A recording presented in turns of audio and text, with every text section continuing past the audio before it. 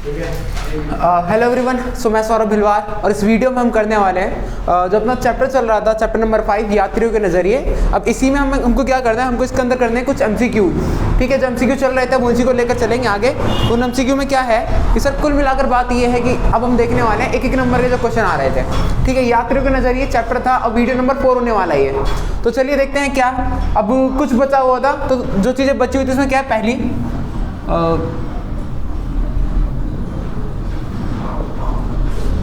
उलूक क्या था।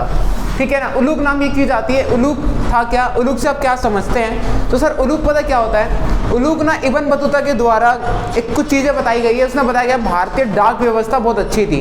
डाक व्यवस्था मतलब पोस्टल सिस्टम बहुत ज़्यादा अच्छा था। तो सर जो पोस्टल सिस्टम था ना, उलूक में क्या होता था कि सर उलूक में घोड़े पर लाई जाने वाली डाक को, ठीक है ना, घोड़े पर लाई जाने वाली डाक को उलूक कहा जाता था। और इसका विवरण किसने दिया है? इब्न बतूता ने विवरण दिया है। ठीक है, तो यहाँ से दो सवाल बन जाते हैं कि उलूक के बारे में उलूक से आप क्या समझते हैं, उलूक होता क्या है, और उलूक के बारे में जानकारी कौन देता है। ठीक है, तो चलिए भाई, उलूक क्या होता है? घोड़े पर लाई जाने वाली डाक व्यवस्था,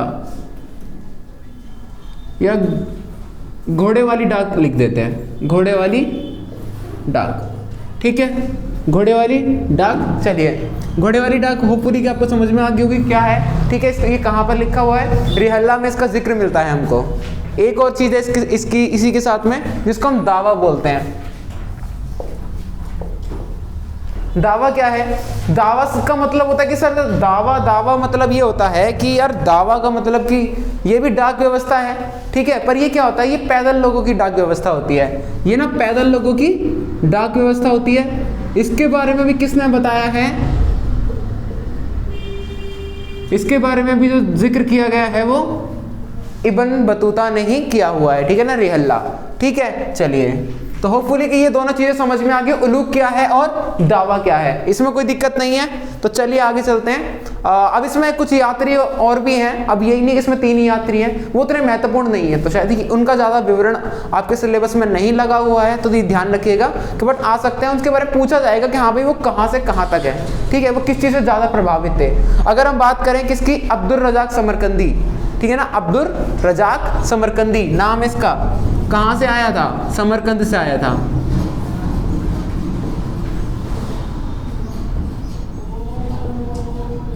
अब्दुल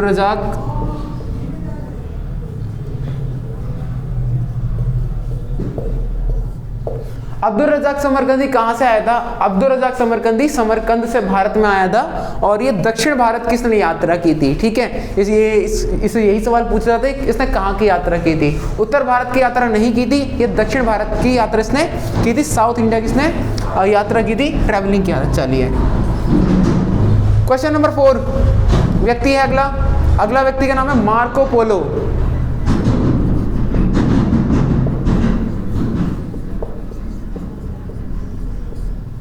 मार्को पोलो कौन है? चलिए, मार्को पोलो वो व्यक्ति है जिसने क्या किया था। मार्को पोलो एक ऐसा व्यक्ति है जो है कहाँ का, रहने वाला इटली का है, पर ये फेमस कहाँ पर हुआ? फेमस हुआ चीन के अंदर और भारत के अंदर, क्योंकि इसने भारत की यात्रा की है, चीन की यात्रा की है। तो मोस्टली इंडियंस लोग इसको पता क्या कंसिडर करते हैं कि जो मार्को पोलो है ना, ये कहाँ से था? मार्को पोलो चाइना से था। ऐसा नहीं है, मैं भी पहले समझता था, पर ऐसा नहीं है। ठीक है ना, इसने चीन के अंदर काफ़ी कुछ लिखा है, चीन के बारे में जब यात्रा की थी काफ़ी कुछ लिखा है। चीन की हिस्ट्री के लिए बड़ा इंपॉर्टेंट राइटर है ये। चलिए, तो क्या है कि सर मार्को पोलो कहाँ का रहने वाला था? इटली का।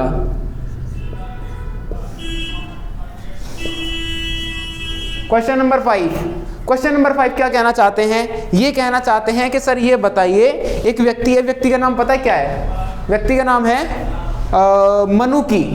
ठीक है, व्यक्ति का नाम मनुकी।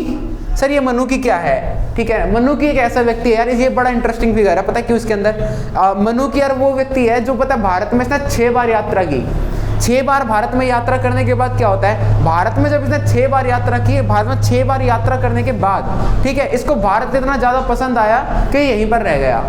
ठीक है, इसको भारत इतना ज़्यादा पसंद आया कि ये यहीं पर रह गया। तो सर कुल मिलाकर समझ सकते हो कि व्यक्ति कितना ही बढ़िया होगा, है ना। व्यक्ति यहीं रह गया 6 बार यात्रा करने के बाद।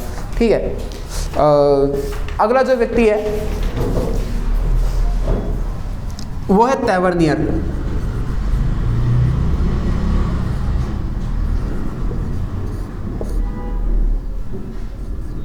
तैवर्नियर क्या है भाई यार? तैवर्नियर वो व्यक्ति है जिसने क्या किया, जो फ्रांस से भारत आया था, ठीक है। और ये पता है क्या किया था, कुल मिलाकर जो तैवर्नियर जब भारत में आया तो इसने पता है ये भारत के व्यापार से बहुत ज्यादा प्रभावित हुआ, ठीक है ना। तैवर्नियर कहाँ से आया था?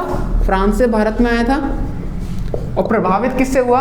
भारत के व्यापार से प्रभावित हुआ है कि सर भारत का व्यापार इसको ना बहुत ज्यादा अच्छा लगा, तो इसने पता है क्या किया, भारत के व्यापार की तुलना इंडियन ट्रेड की जो कंपैरेटिव स्टडी की इसने पता है कहां से, और इसने तुलना भी करी है कि हाँ भाई यार ये पता लगभग किसके बराबर है, ईरान और ऑटोमन अंपायर। ऑटोमन साम्राज्य आपने सुना होगा कि सर उस समय ये व्यापार के लिए बड़ा ज्यादा फेमस हुआ करता था, ईरान और ऑटोमन अंपायर। और इसने क्या किया, भारत का व्यापार इसको बहुत अच्छा लगा, तो इसने क्या किया, इसने इनसे कहा कि हाँ भाई ये इनका व्यापार, भारत का व्यापार लगभग ऑटोमन अंपायर और वहां और ईरान के बराबर ही है।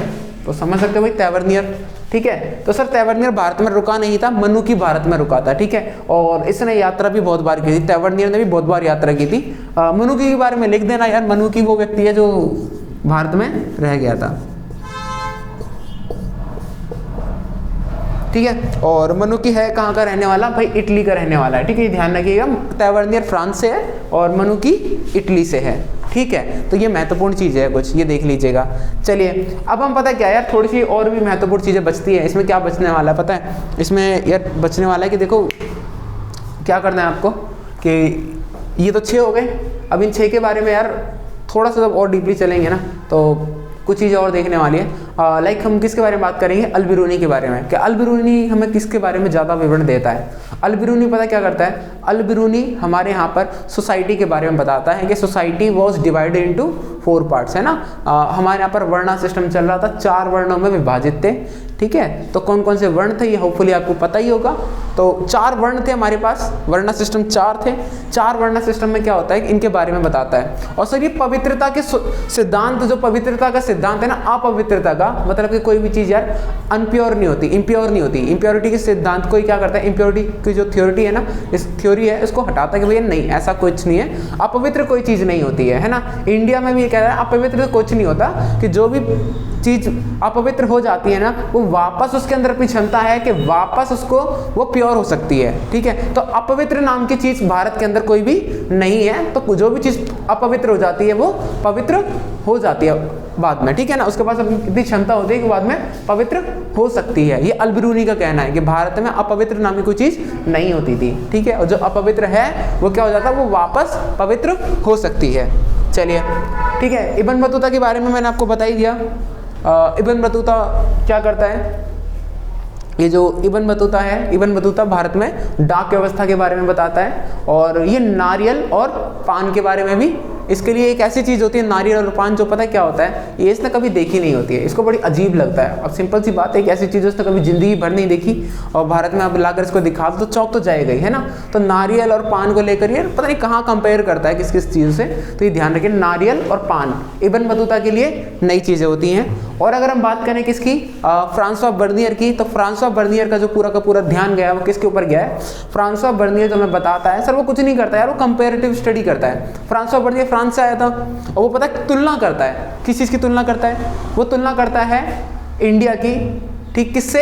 फ्रांस से। अब कुल मिलाकर यार वो वेस्टर्न कंट्री है, वो उस समय काफ़ी ज़्यादा डेवलप था, ठीक है। और ये पता क्या करता है, इंडिया के जो समझता है ना हर चीज़ में क्या तुलना करता है। तो तुलना करना कितना ज़्यादा खराब होता है ना। तो कभी भी आपको मोटिवेट होना है या डिमोटिवेट होना है तो सबसे बढ़िया तरीका है दूसरे व्यक्ति से तुलना करने लग जाओ, है ना। अगर मोटिवेट होना है तो किसी लोअर व्यक्ति से अपनी तुलना कर लो, और अगर आपको डिमोटिवेट होना है तो किसी अपर व्यक्ति से तुलना कर ली जाए, है ना। तो सर अगर तुलना करनी है ना तो यार तुलना करके भाई हम खुश भी हो सकते हैं, दुखी भी हो सकते हैं, कुछ भी हो जाता है, ठीक है। तो ये सर सिंपल सी बात है।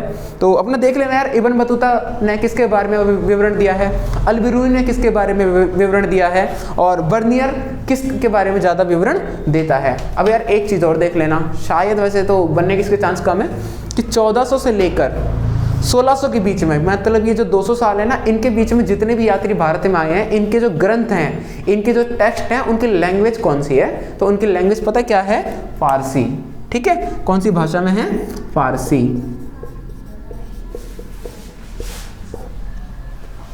तो ये तो चीज़ें देखना क्लियर हो जाएगी।